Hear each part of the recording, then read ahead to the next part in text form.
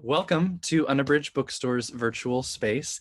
We're so excited that you've all chosen to spend your evening with us here, and very, very excited to have Rajiv Mohabir and Priyanka Champaneri with us. Both of these books are wonderful. This one was just released earlier this week, and it's already become very popular here at Unabridged. So we're so excited to hear about the book. If you aren't familiar yet, Rajiv is the author of the poetry collections The Cowherd's Son, The Taxidermist's Cut, and the translator of I Even Regret Night, all of which have won various awards and honors in the past. And then, of course, the freshly released Antiman, which we're going to hear about tonight. Rajiv has also had work appear in places like Asian American Writers Workshops, The Margins, Bamboo Ridge Journal, Moko Magazine, Cherry Tree, and the Best American Essays 2018 collection, plus a number of other outlets. He's currently an assistant professor of poetry in the MFA program at Emerson College and translations editor at Waxwing Journal. And joining him for this conversation tonight is Priyanka, who received her MFA in creative writing from George Mason University and has been a fellow at the Virginia Center for the Creative Arts numerous times. Her book, The City of Good Death, won the 2008 Restless Books Prize for New Immigrant Writing, the same prize that this one just won. So we're excited. We feel like this is a great pairing to have you both here for this conversation tonight. Welcome to Unabridged. We're so excited to hear from you. It's good to be here. Thank you. Thank you so much. So I think I'll begin with a short reading from this book, Antiman. And so thank you all for being here. Thank you so much to Unabridged and for hosting this. This is so fantastic to be with you tonight to celebrate this book, and especially and special thanks also to Priyanka for being here. The author of this beautiful book, who will be asking questions, and I'm going to put this in the back. It can also keep a watch out. What I'm going to start with a part of the story that has me as a 20-something-year-old going to India for the first time. And so I was inspired to go to India, based on family story and mythology. My parents are from the South American country called Guyana. My grandmother, my Aji, was, a speaker of Caribbean Hindustani, a language in the Caribbean Hindustani umbrella that she spoke was Guyanese Bhojpuri. And she used to sing these songs, and she didn't read and write, and they were disparaged.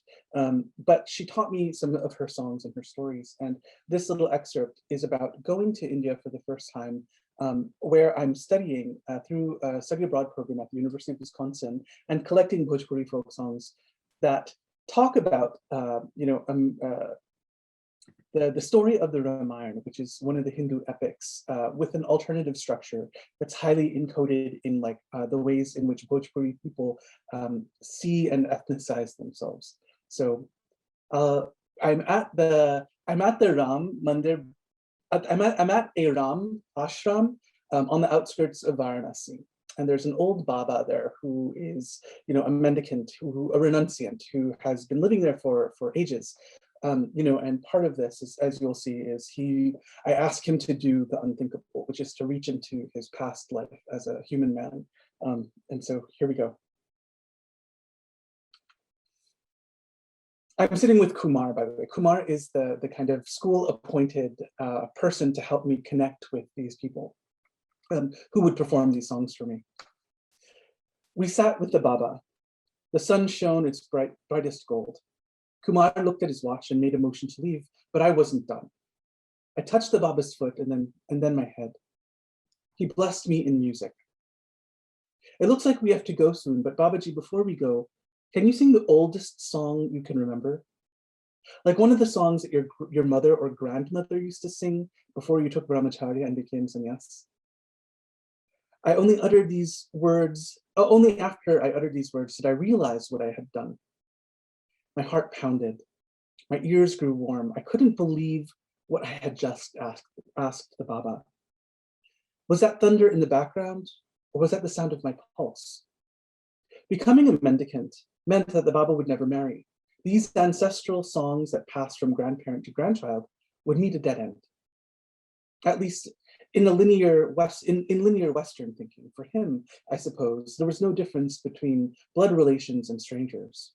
As a sannyasi, he renounced his worldly attachments and familial bonds, staging a pretend cremation to sever all ties with where he came from before making the decision to live in an ashram as a mendicant, worshiping the divine day and night. My mind was a small one, incapable of thinking beyond descent. Trapped in the world of samsara, I was asking a holy person to reach back into their life of birth and death and to bring it forth. That past was dead to the sannyasi. What would he care about the stupid old song sung by mortals? The Baba looked at me with stormy eyes. I was a coiled bird perched on the branch before the July deluge. I knew that I had crossed the line. I shifted my weight from one leg to the other as I sat. The breeze started to blow and dry the sweat creeping down my back. It was as if cold fingers traced my spine. A small sparrow eating rice flew away. I smiled like an idiot at the Baba and said in my Aji's Bhojpuri, "Bahut dur batiya hai na, Baba?" Such a distant thing. No, Baba? It's no matter. He shook his head and said, "Of course I will sing. I was remembering back to the village where my mother gave birth." Kumar and I exchanged glances. I exhaled a cloud and my shoulders fell. Ramayana ke upar, this song is a Purvik, an Eastern song. It's so old. And I don't know exactly where it came from, but it was sung in my village, the Baba told us. The afternoon sun began its burn, but we were shaded in the middle of the courtyard. The Baba sang. Awadh nagariya se nikale do Kumar, dhanus leke chale gailan. I was frozen in stone. I couldn't believe that this Baba at the Ram Mandir ashram was singing my Aji's song, almost word for word. Aji had been separated from India for over a century, but this song I was hearing now was intact. It read, "Two princes leave the town, carrying bows.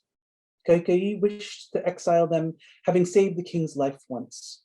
Ayodhya is yours. Whatever you wish for, ask.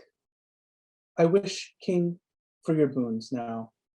I wish Ram exiled and Bharat to rule the throne. Whatever I wish for, I ask." I gulped. I looked all around. The birds in the courtyard were listening too. I was pecking at the grains of my connection to this place. The grass in the direct light began its daily wilt. I glanced at Kumar. He checked his watch again. My time with this Baba was coming to an end. What else can you tell me about this song? My mouth was dry. I surprised myself with the desperation in my voice. It's old is all I know. I know that women used to sing this kind of song about the Ramayana. I called it a Purvik because it comes from the east. It comes from east of here. The sun started to paint shadows of canyons on the Baba's face. His skin sagged and folded too heavily for the muscle that once held it in place. I remembered Aji's own frame when she first sang her version of this song to me. The song itself showed that even queens are servants in their own homes. The feminist critique of the song would show the scars of patriarchy marring all the members of my family, my nani, my Aji, my mother, sister, my queer kin, and my own body had been indelibly carved and scarred by this story. Sita was eventually swallowed by the earth as final proof that she was chaste, devoted to her husband when Ravan kidnapped her. Thank you. Oh, that was so fabulous, Rajiv. Thank you for reading that. One of my favorite sections, and I loved that thread of the Ramayana that you have just flowing through the whole story. It was one of my favorite parts of the book. Congratulations! You released your debut memoir 2 days ago. How do you feel? How did you celebrate? Did you have cake? What kind of cake did you have? Inquiring minds want to know. Yeah, thank you. Thank you so much. Oh my gosh. Thank you. It just, to start off with, it feels so surreal. I cannot believe that, I turn around and this is my life. This is my life. It's like no longer just in my head that this is happening. My God, people have copies of this book and they're going to read it. To celebrate, my friend, the novelist Katie Williams says that pub dates are usually the loudest quiet day. And I'm like, oh my gosh, that's really true. So my partner and I, Jordan, we decided to go to Provincetown actually for a couple of days surrounding the release. So it would feel magical and sacred. I would see the ocean and do all of this stuff. So, you know, I did this like photo shoot of Antiman in Provincetown. So like, if you're on Instagram, like it's all in my story of like, you know, the different places that we ate, like it ate oysters, it drank a Bloody Mary, like, you know, all of the things. I had ice cream. But part of the excitement too was that, so I'm a diabetic and so is my partner. And, you know, we have been, in the pandemic, you know, health is always like, it was a question for us. But now, you know, we're getting on track and being as, you know, compliant to diabetic friendly diets as possible. But, you know, what the fun thing was is that, you know, oh, well, it's lunch day. I can eat this cookie and have this ice cream today. So that's like how I celebrated. I like it. Yeah, no, you did it right. I mean, I feel like if there's one day in your life, the day one of your books comes out, you should be able to eat whatever you want, guilt-free, calorie-free. I'm pretty sure that's a rule that has been written down somewhere. Awesome. Yeah. So one of the questions I wanted to ask you, I'm so excited to talk to you about your book. I was really lucky to get an advance copy of it, loved it, was absolutely swept up by it in so many different ways. As Matt mentioned, you are a winner of the Restless Books Prize. And I wanted to read from the judge's citation. You've received so many lovely advance reviews for this book. And one of my favorites came from the judge's citation. So I wanted to read part of that before I ask you my question. But just to kind of give the audience a bit of insight into how much praise your lovely memoir is receiving.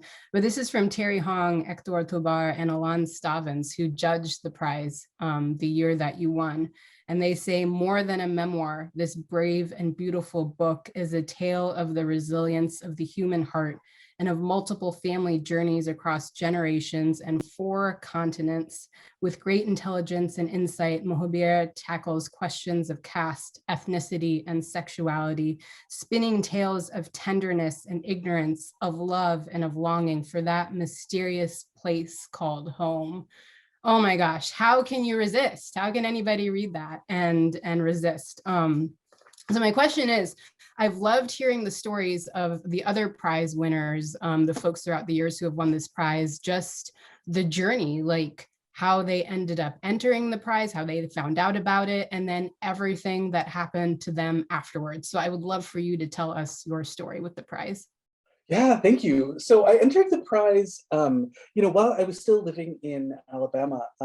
I had been working on this memoir for years, right? I mean, it all came in like little tiny pieces that I was like threading together. A dear friend of mine, Baby Laskar, asked to see the manuscript, and I gave it to her, and she like had all of these ideas, which, you know, for me, it meant reading deeper into kind of the hybridity. And she was somebody who was like, really like, you know, think about this even more, like you do it a little bit, but really believe in it while you do it. And so I was like, yeah, okay, let's see if this actually will do anything. And so, you know, I think part of the thing is like being on the poetry, I call it the poetry circuit, just because like the world of publishing poetry is like kind of my, I know a little bit more. I have way more experience in that. And so it was interesting to think about like how, you know, prose works in the world. And I was lucky in that like I had friends who were like, oh, you should look at this. A dear friend of mine, Anjali Roy, who's a nonfiction writer living in Hawaii, she was like, hey, she calls me Reggie. She's like, hey, Reg, hey, have you seen this? And so she sent me, you know, the link to the Restless Books Prize. And I was like, oh my gosh, this is so neat. So, you know, after doing more research and like seeing it, I put the book, I sent the book in for submissions, and that, you know, there was a part of me that is like kind of, okay, when you submit something, just like forget about it kind of thing. This is one of the things that like it sat in my submittable page. But what do you call it? The little tab to say whether it was in progress or, you know, whatever, what have you, never actually changed. And in fact, I think it never actually changed. And so when I got an email from Ilan, I was kind of like, oh, this is interesting. He was like, hey, can we set up a time to talk? And I remember turning to my partner because we had just moved to Boston at the time because I was starting this new position at Emerson College. And I was like, oh, okay, well, he wants to talk to me. This feels like it could be something, like I'm not really sure. And then like when we got on the Zoom call, or actually was it Skype? I don't remember. It was some kind of video conferencing before, like, you know, Zoom became our lives. And it was just kind of like, I was into complete disbelief. I was like, oh, this is the book that you chose? Wow, that's amazing. Like I had to pinch myself and, like, you know, come to grips with the fact, like, okay, not only is this like a book, or not only is this writing worth, like, you know, the time and effort of the people who are dedicated, the dedicated people at Restless, but like it's also like a kind of new oeuvre and moving for me in the world of writing. And that was kind of arresting, you know, and I felt all of the things. I felt relief, but I also felt panic and grief. You know, like these stories are going to be out there, like there's people are going to be reading these things, and oh dear God, like what would my grandmother think, you know, from beyond, you know, how could I get her blessing?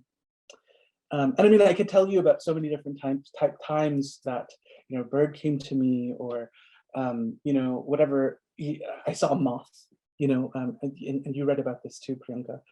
You know, I saw a moth and it made me remember my grandmother. But one of the most stunning things, I think, was I'm going through, you know, copy edits, and I was having this like actual huge emotional crisis, and, you know, I called my mother and I was like, hey Ma, like, I don't know like what I should do. And my mom was like, no, this is your Aji's blessing you. She's like, you should think of it like this. And I was like, it's so easy for a mother to say that to her son. You know what I mean? Like, I just feel like, yeah, okay, yeah, you're blessed. Thanks, Mom. Yeah. Great. But I went to go turn on my computer to go through the manuscript again, and out of the blue, one of the recordings of my grandmother, oh, I'm getting chills just thinking about it. One of the recordings of my grandmother singing started, and it just like played on my computer. And it was this mantra. It's called Tvameva Mata. I don't know, folks might know it. Tvameva Mata, Chapita Tvameva. And so it's one of the ones that she, they're one of the first mantras that I ever learned. Anyway, so this started to play, and I was like, okay, I'm gonna just like trust that, you know, these, like, you know, these people, these judges, the editors and the publishers are not just blowing smoke, that this is like something that like I'm doing. Okay, like, and then the disbelief started to slowly dissipate. Yeah, that there's so many interesting things that you said there. And I will say, I do have a question later on. I really, really hope that we get to it. I did want to talk more about your Aji. This feeling of disbelief is one I identify with, and yet I'm just so incredulous when it comes to your book, because I read your book and I was like, well, of course this won. Like nobody else could have won. Like this had to have won. So it's kind of, I hear you say that and I'm like, no, there's absolutely no doubt. But I love that. I just love, you know, your mother comforting you and you not believing her. That's something I really identify with too. But then, I mean, you know, that sign that you got, that's just something you just can't question that. So you also said something that was really interesting that I'd like to get to a little bit further on in the conversation, just to let folks know in the audience that we won't miss it. But I'm really interested in you talking more about being a poet versus being a memoirist. But before I go into that, I wanted to talk to you about the title of your book. The title is Antiman, and I was unfamiliar with this term. And you do a really, really wonderful job in your opening author's note of explaining that this term is in fact considered a slur within the Caribbean world, a slur for men who love men specifically. So it was interesting for me to kind of take that in and ingest it, because it was something that I was unfamiliar with. But then to see what you do with that word as you're like making this journey through the book, and how the word kind of transforms and changes in meaning for you. So I would just love for you to just talk about the word and the title, like why you decided to make it the title of your book. You know, perhaps, you know, for folks in the audience who also might be unfamiliar as I was, maybe give a bit more context to it, but also just talk about how that word has transformed for you, what it meant to you maybe when you started writing the book, and what it means to you now. Yeah, thank you. Yeah, it's a terrible word. Like, my goodness, it's like pretty awful. It's violent, eruptive, and also like leads to the murder of people. The West usually paints the Caribbean as being like the most homophobic place in the world, and while certainly there is homophobia there, it's not any more or less homophobic than the United States, for example, or other places that we think of as like developed nation. But the thing that I wanted to draw attention to is, in fact, actually, this goes back to the other question that you asked me, like when I was submitting it. There are these colonial era anti-sodomy laws written originally in the 1500s by Henry VIII, that were about like the punishments for the act of buggery, right? The colonial way of thinking about male homosexual relationships and sex. And so, almost word for word, is this language preserved in British colonies, including India, in the India Penal Code 377, and in Trinidad.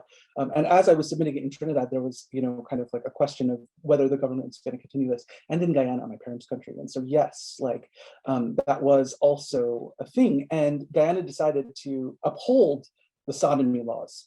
And so it's illegal to be what they call a practicing homosexual, whatever. I'm pretty sure I got it right. Like, I mean, I've been practicing for a long time. But anyway, what I mean to say is that, I thought that, the name Antiman, it's so hurtful and upsetting, and especially when it's leveraged against you, right? But I thought that maybe there was a way that I could take it back. There's like this history of people taking the word coolie back. Coolie has this power that's racialized, and it's derogatory and miserable for South Asian people in the Caribbean and in the Indian labor diaspora. And I was like thinking about Antiman, and if it could possibly do that.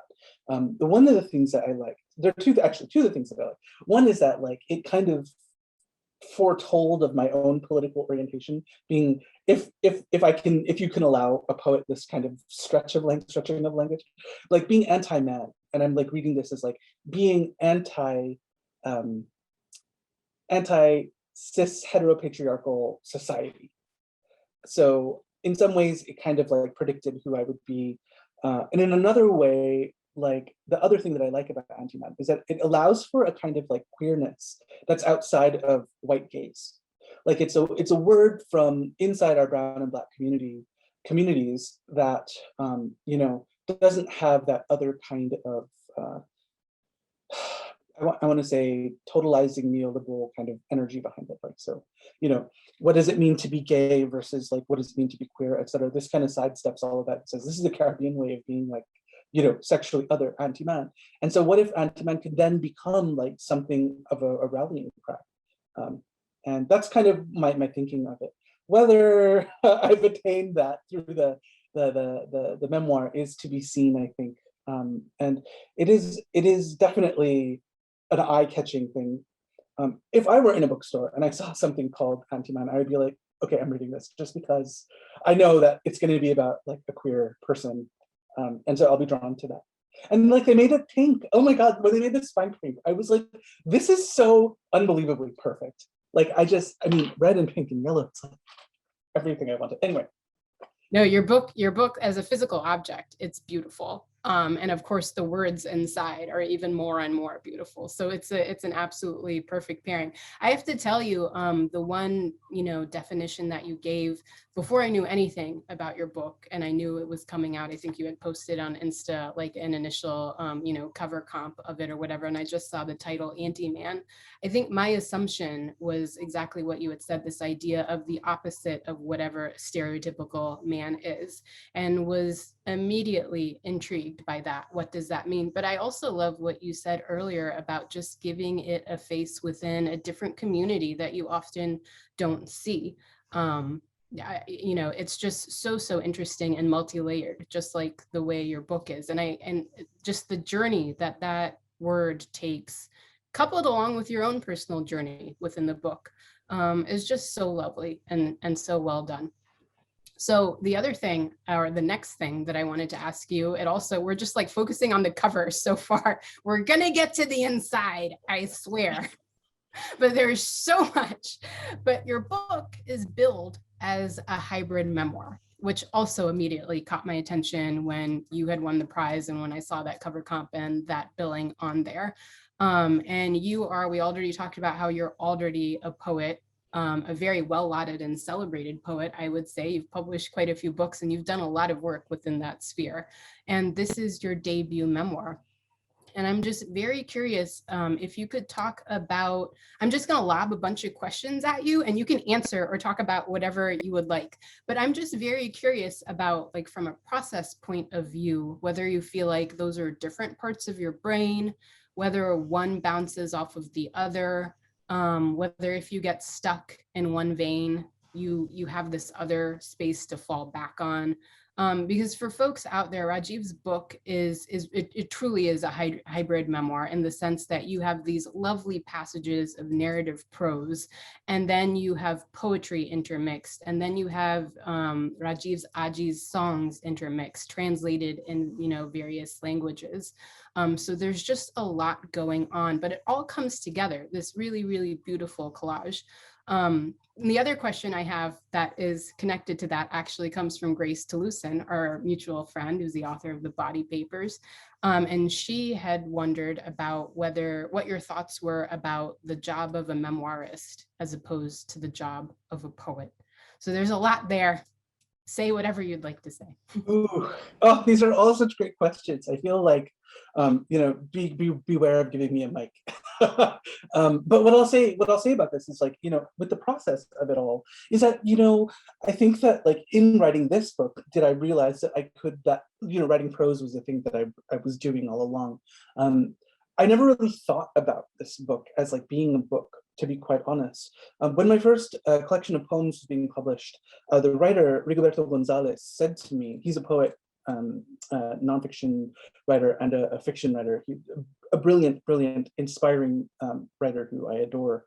He said to me, Rajiv, some stories are too big for poems. And he was like, when your first book is coming out of poems, you should write essays and try to have them placed places, so that people will see your name and they'll understand a little bit more about your process. And I was like, yeah, okay. And so, like, as I did that, I was like, oh, but there's more here. There are more stories here. So I approached it, and writing this book, as I would approach writing a book of poems, which is, I hold loosely in my mind, some kind of organizing principle for a project that might one day be. And so I would write kind of willy-nilly into and out of it. And at the very end, I put all of the pages together and I look like, is this a book of poems? Is the voice, is it one voice? How many voices are there? What's happening here? When it came to writing this book, like, as you said, there's transcriptions, there's translation, there's speculation, there's all of this stuff. The poems that, and poems in here, as well as linear prose. And so when I started to arrange it, I arranged it in that kind of lead by association that I do for books of poems.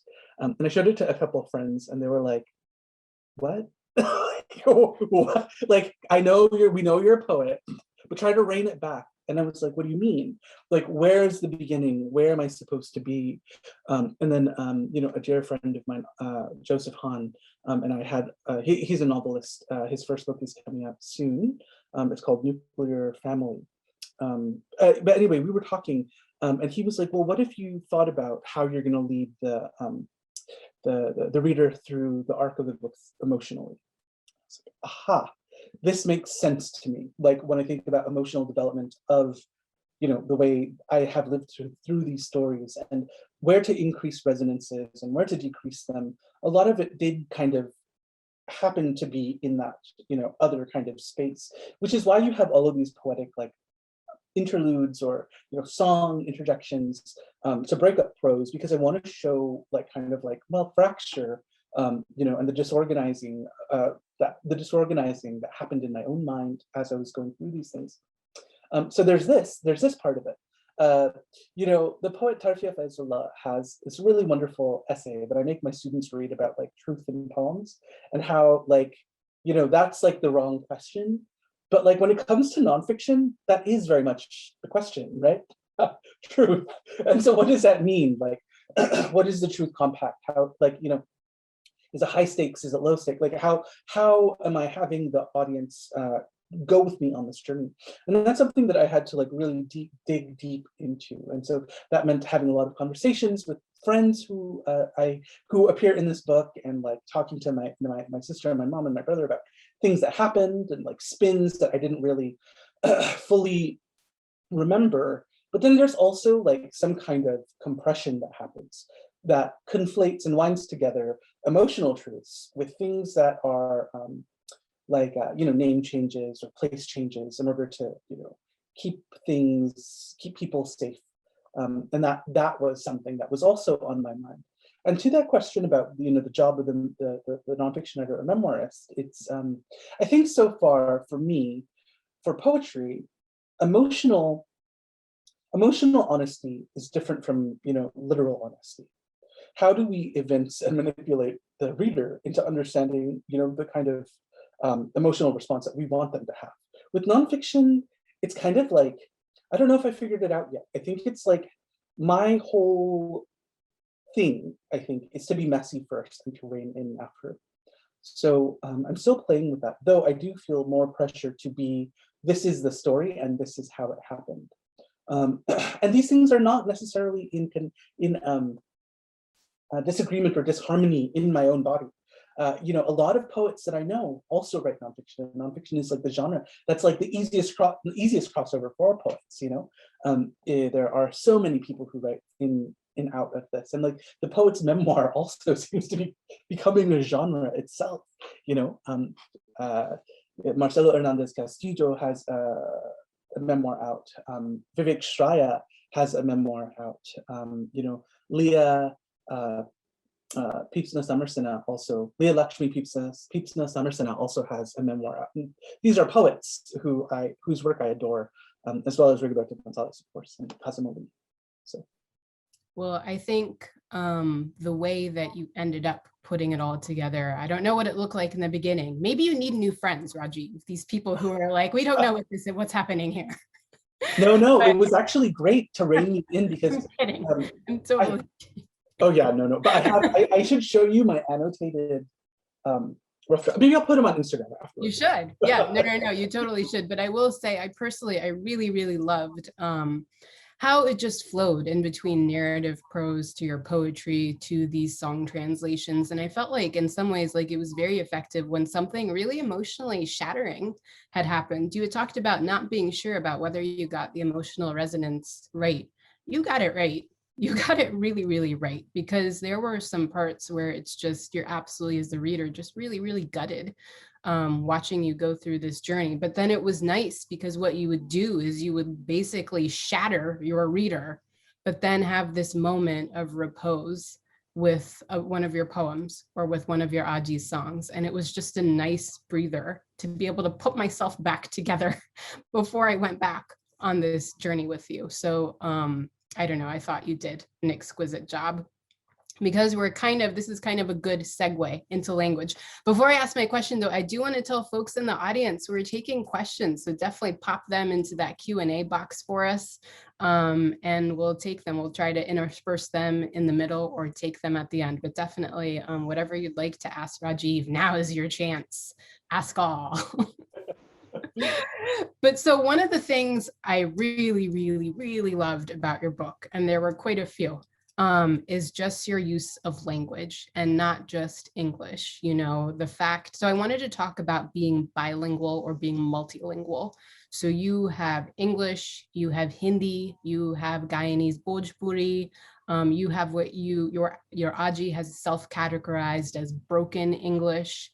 You have a lot of different languages happening. And so I wanted to talk about the space in your brain for language, and whether you feel whether your decision to use one language as opposed to another is intentional or whether it's instinctual. But I also just wanted to bring up, you have a really powerful scene that I personally really identified with, which is you're in one of your very first workshops. So you're in this very vulnerable state, obviously, because everybody is vulnerable about their writing when they're showing it the first time. And you happen, I believe you were using Hindi in the piece that you had shared. And folks in your workshop circle made the comment that Hindi, or actually they said Hindu, is not ubiquitous, which of course, massive eye roll when I read that, because it's like, people, at least get your language right. But they felt that it was not ubiquitous on the level of, say, Spanish in the United States of America, and therefore your reader is not going to understand you, and therefore that language has no place in your writing, or at least in writing for readers of a certain type. And it really hit home for me, because that is an experience I have certainly had several times as a writer. I'm sure it hits home for people who are watching in the audience who are BIPOC, you know, where they are trying to share something very personal about themselves, and they're told that essentially that language does not belong, that you don't have a seat at the table. So really, you know, I put all of that out there.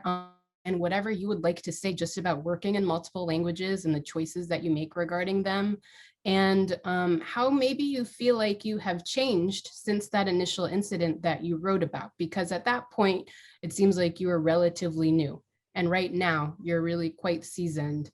And I have no doubt you've since experienced more of those incidents, but just how you have changed in reacting to those incidents. Yeah, thank you. Thank you for this, because it is one of those uh, big quandaries, and especially for like writers of color, how we use our languages and our language histories in our writing seems to be a question that, you know, class after class, people are reimagining and rethinking and redreaming. You know, in the beginning, I say that I come to my Aji's languages as a student, and I think I will always be a student of Guyanese Bhojpuri, and you know, even her version of Creolese is what she used to call it too, with broken English. You know, and how Hindi, my Western standard Hindi, is actually better than my Guyanese Bhojpuri, and that's not saying much. But you know, that all to say is that, you know, thinking and relearning Guyanese Bhojpuri was very much a situation for me where, you know, in my 20s, I sat with my grandmother, my Aji, and we had conversations until I would understand a little bit more of what she was saying and incorporate her like usage and vocabulary into my. So it's a very studied way of going into it. You know, there's a dissertation that I use as kind of like a launching spot, because, you know, Guyanese Bhojpuri was a language that was developed on plantations in Guyana. Sugarcane plantations. It became a lingua franca of indentured laborers in the 1800s. It was not seen as like the language of prestige, but the language of prestige was English first and foremost. And then it was, if it was going to be a South Asian language, it was going to be Hindi, because like my family called our English broken English, they called our Hindi broken Hindi. So it was a language that my grandmother and my grandparents' generation on both sides didn't pass down to their children, because there was such deep colonial and post-colonial shame around it, that when it came to learning a South Asian language, Western Hindi was the one to learn, because that's the proper way of speaking. Like English, British English was the English to learn, because that was the way of speaking. So, you know, when it comes to writing in these languages, it's very much kind of, I feel it as though it's, God, I want to say it's like a way of, you know, paying homage to a language that is an Asian American language, like very much an Asian American language, in that it's a language from the Americas, an Asian language from the Americas. You know, so there's that part of it too, where in my mind I'm constantly thinking through. But then I also think about the soundscape of what it would be like when my grandmother would tell a story, and how all of these different languages had different echoes with one another. Actually, you know, she would sit and tell a story, and some of it would be in Bhojpuri, some of it would be in English, and sometimes it would break into song, and that would be part of the story. Like what the song is saying is also part of, you know, how it goes. You know, she was so filled with puns in Bhojpuri that I was like, that doesn't, her Creolese doesn't actually have the same kind of thing. So for me personally, when it came to like telling these stories, and especially in my Aji's voice, whether it was transcription or like learning to use these languages myself, you know, it was very much studying at the feet of the unexpected teacher.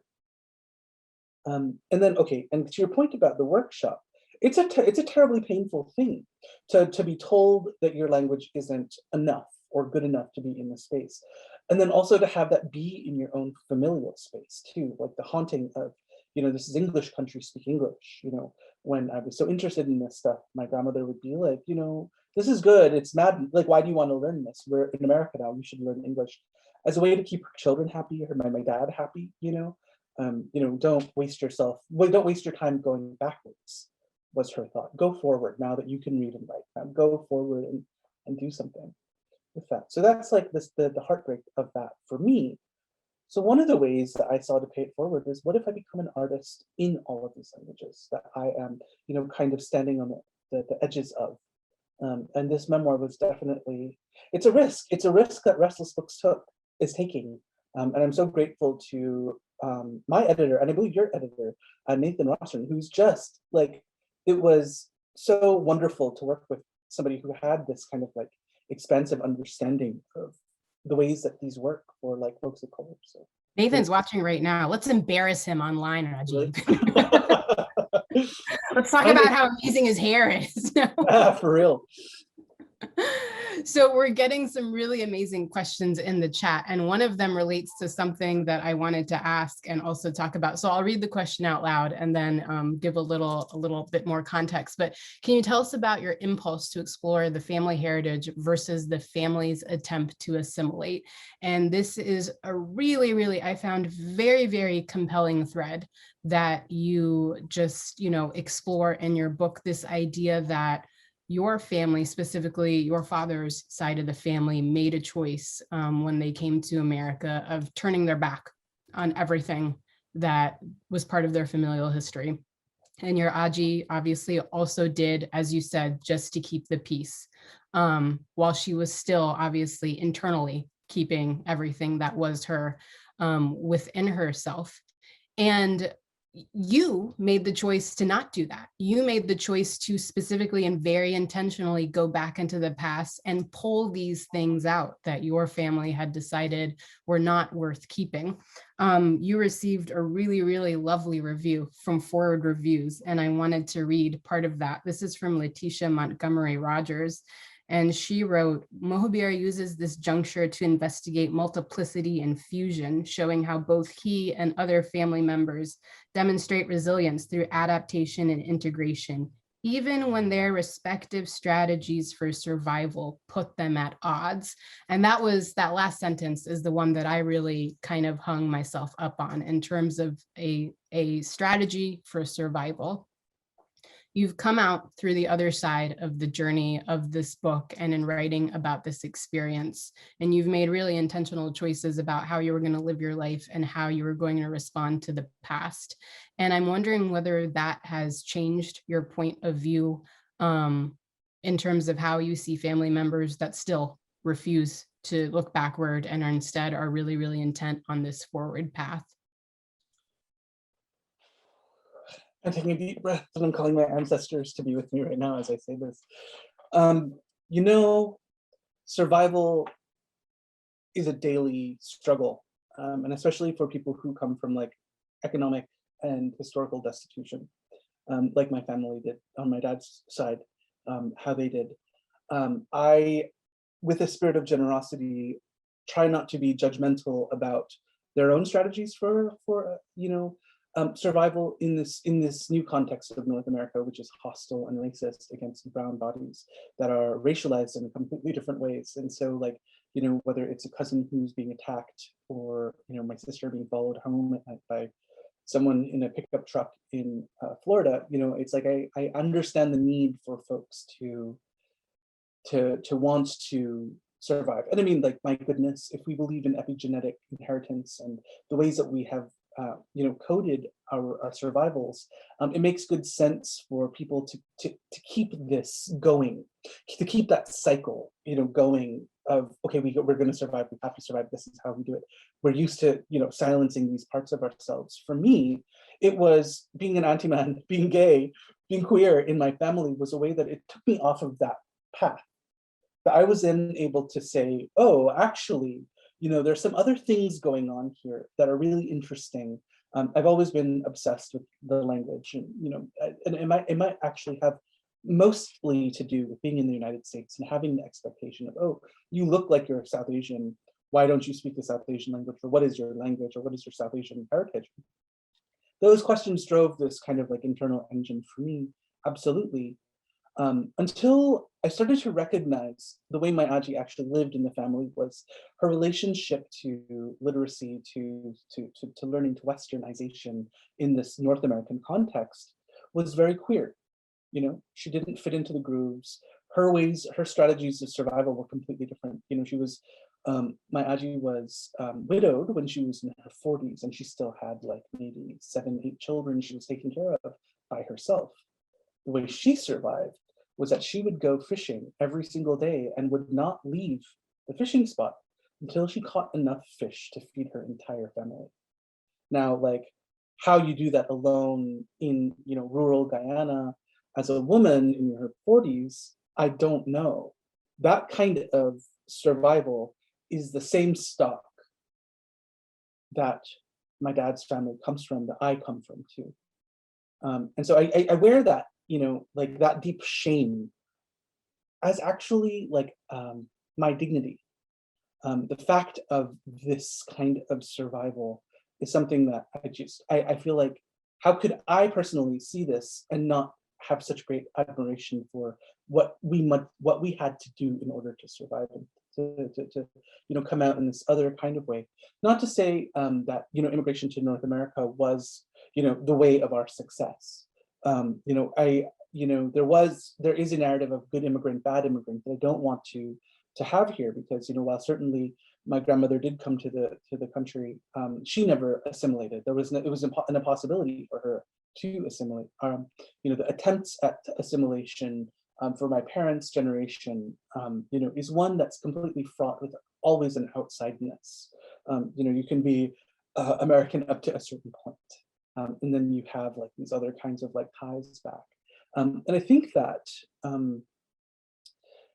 I have come a long way from being that 20-something-year-old who was like really like hostile and angry about being denied access to a cultural identity which was my own, into seeing it in a more kind of like a bigger space now, where in some profound way I am also a culture maker.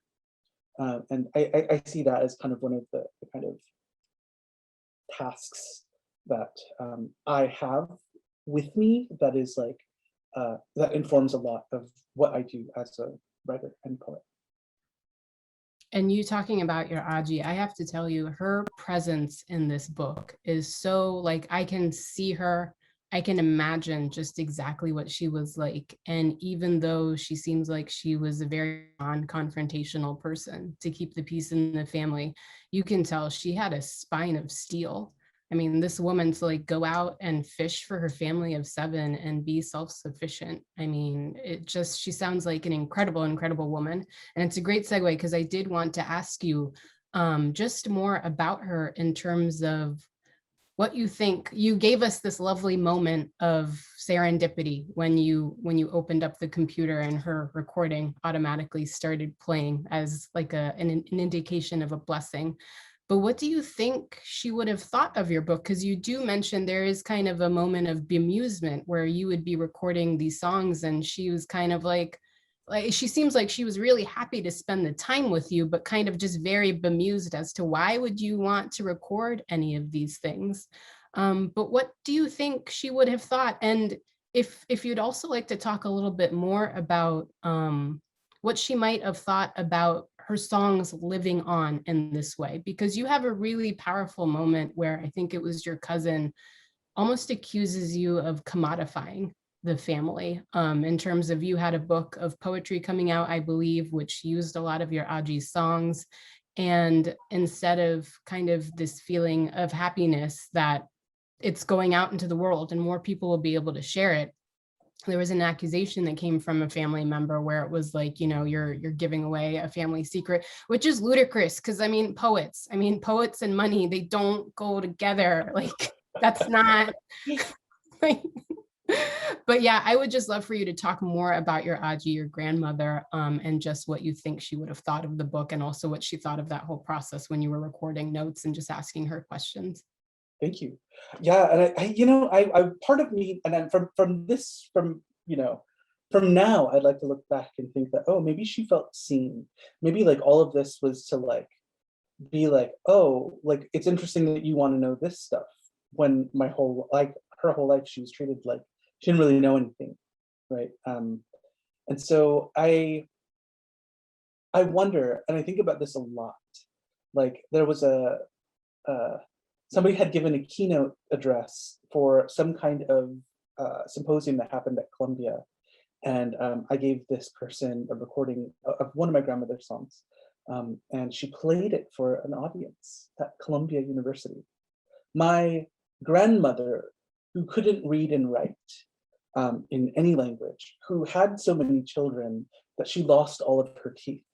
My grandmother, who she gave birth, I think, to 11 out of the 12 children that she mothered, and so like this person who grew up milking cows and planting rice couldn't, like, if she could have understood that her songs and stories would one day be in a book in the United States published, I think she would just be like, she probably wouldn't have believed it.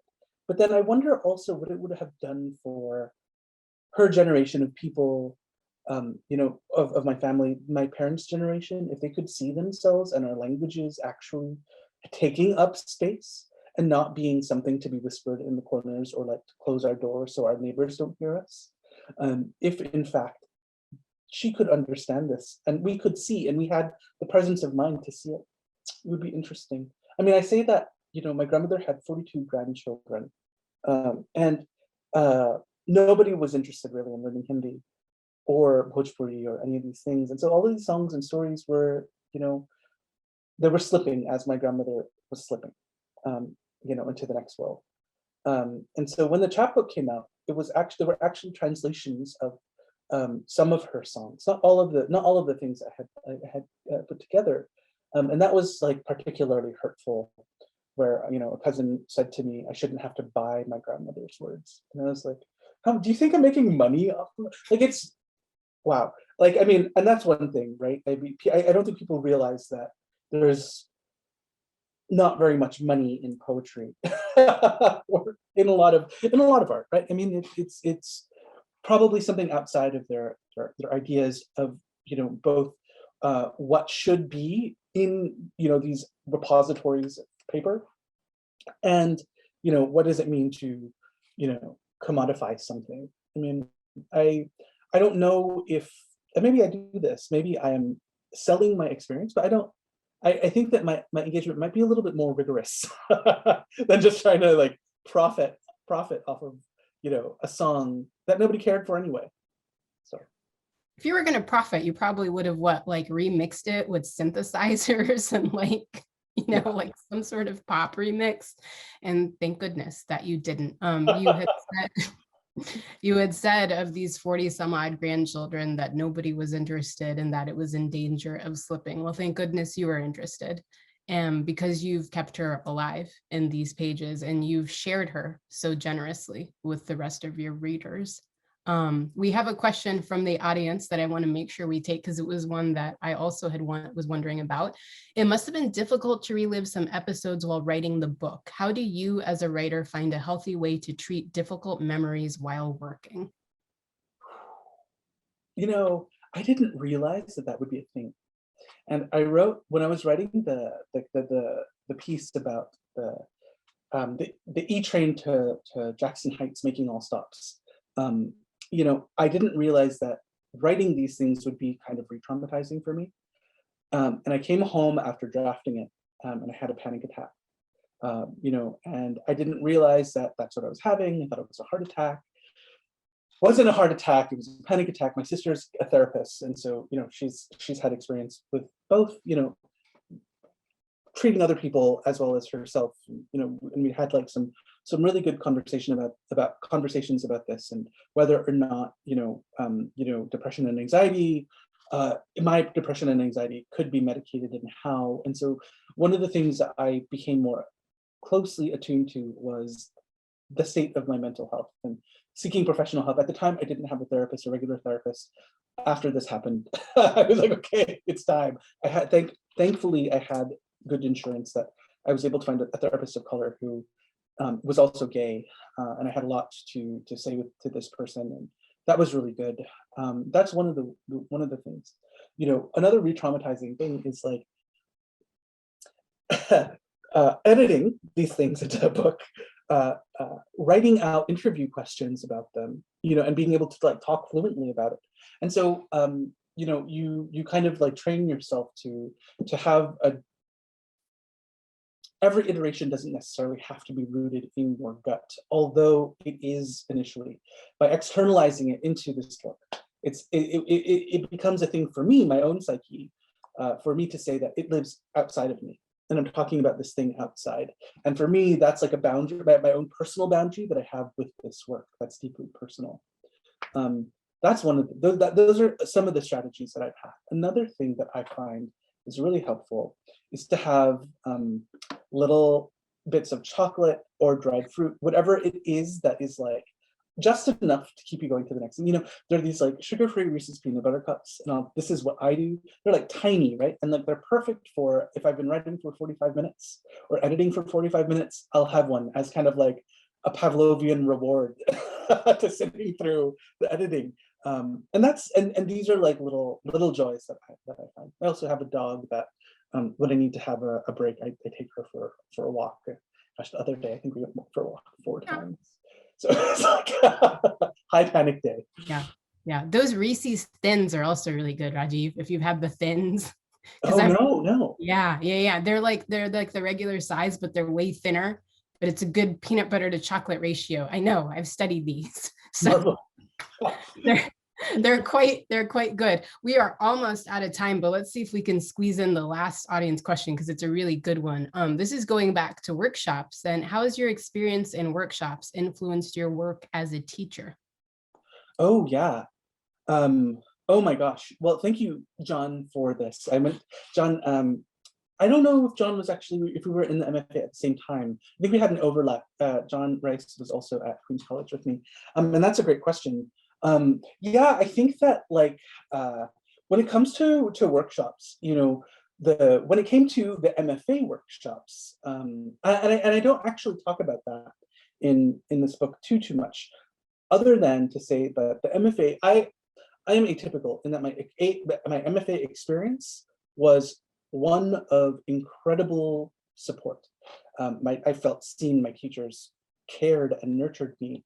And I have only wonderful things to say about the ways in which they have been allies and advocates for me and my work, as well as kind of like my multilingual writing.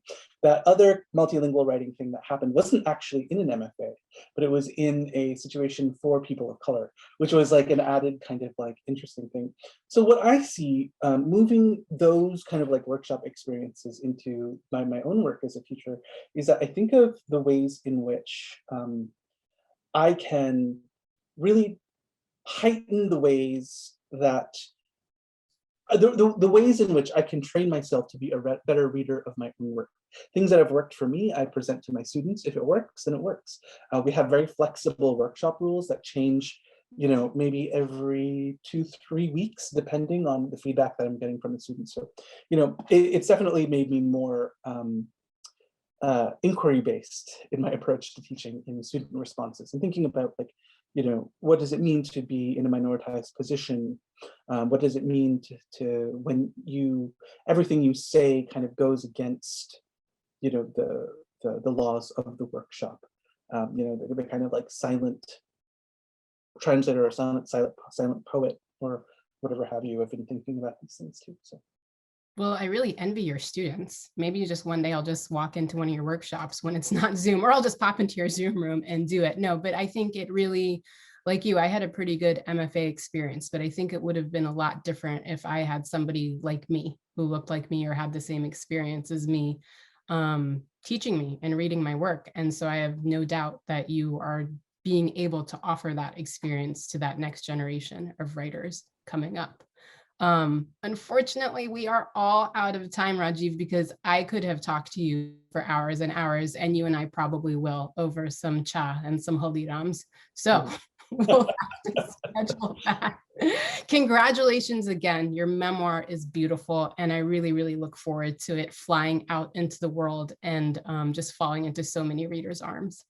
Thank you so much, Priyanka. This was so lovely to chat with you, and it's amazing to also be like press siblings with you, and series siblings also. And I am so honored to have such wonderful questions, and I'm so grateful to be here to Unabridged and all the folks that came and asked questions too.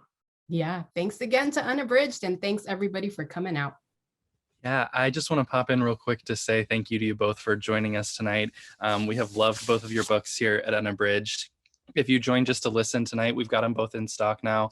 Buy these books. It's the way that you support bookstores like us. It's the way that you support authors like these. It's the way that you support presses like Restless and the prize that got them both here. So yeah, buy these books, enjoy, and thank you all for coming tonight.